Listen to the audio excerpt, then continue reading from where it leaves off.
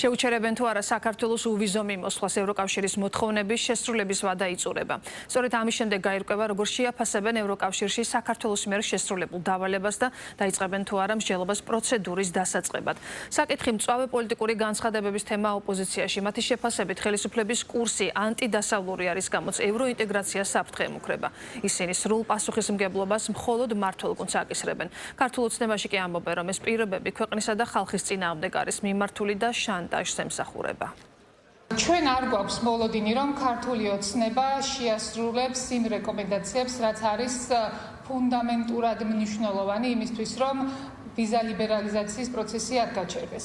სამწუხაროდ ქართული ოცნების რეჟიმმა საკუთარი პოლიტიკურ ინტერესებს და საკუთარ კორუფციონულ ინტერესებს გადააყოლა თითოეული მოქალაქის კეთილდღეობა და მომავალი.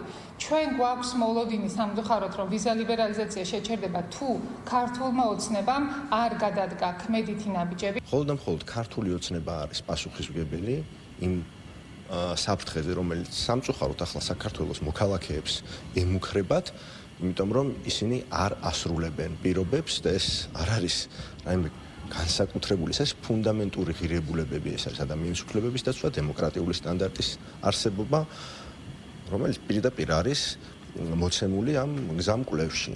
თუ გონია ქართულ ოცნებას, რომ ამის შეუსრულებლად ევროკავშირი მაინც იქნება სხვა პოზიციაზე და შესაბამისად არ გადაახდევინებს პოლიტიკურ ფასს, ეს ძალიან ცდება. მე მაქვს მოლოდინი, რომ თუ კი რაიმე შემთხვევით მაინც შეასრულეს, იმასაც გააფუჭებენ უახლოესი დღეების განმავლობაში. ქართული ოცნების მთავარი მიზანი არის ევროპული ინტეგრაციის შეჩერება. დარწმუნებული ვარ, რომ ქართულ ოცნებაში კაცმით, რაც გამოიწვევს მათი ხელისუფლებისთვის ის საფრთხე, რასაც ვიზა ლიბერალიზაციის შეჩერება ქვია. იმიტომ რომ ეს არის ერთ-ერთი ის უმნიშვნელოვანესი საკითხი, რაზეც საპროტესტო ელექტორატს ექნება შესაბამისი პოზიცია, მათ შორის ქუჩაშიც.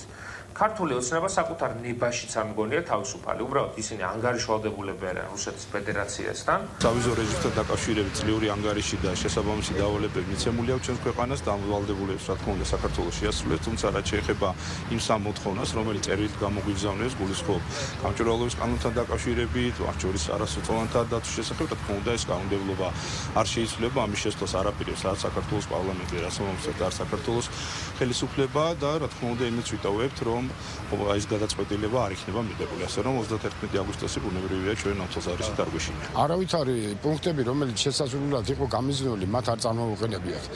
მათ წამოაყენეს ძირითადად ყოველად აბსურდული მოთხოვნები, რომელიც არ გამომდინარეობს არც ერთი სამართლებრივი დოკუმენტიდან, არც ერთი სამართლებრივი დანაწესიდან, უბრალოდ შარის მოდების პოლიტიკას აგრძელებდნენ, რომ როგორმე ისეთი ფონი შექმნან, რომ მიიღონ არა სამართლებრივი, არამედ პოლიტიკურად ანგაჟირებული გადაწყვეტილებები. ასე რომ ამ გადაწყვეტილებებს ისედაც არ ეწერა შესრულება ჩვენი მხრიდან, იმიტომ რომ ეს იქნებოდა ჩვენი ეროვნული ინტერესების საზიანი. იმედს გამოვთქვათ, რომ თვითონაც დაფიქრდებიან და ეს მოთხოვნები, რომელიც არაფერი სამართლებრივი საფუძვლიდან არ გამომდინარეობს, თვითონაც მოხსნიან ამ საკითხს.